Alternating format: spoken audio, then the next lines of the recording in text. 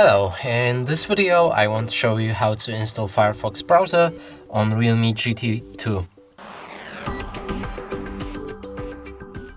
So to do this, you'll need to open your Google Play Store. Inside, find app called Firefox. Select this specific browser and click on the install. When it's ready, click on the open, and now we can begin the setup. So choose a different theme for the browser, pick your toolbar placement, sign in to turn on synchronization.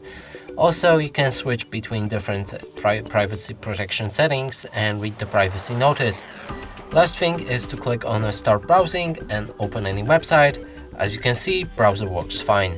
And that's it for this video. Hope you like it. Please consider subscribing to our channel, leave a like and a comment below.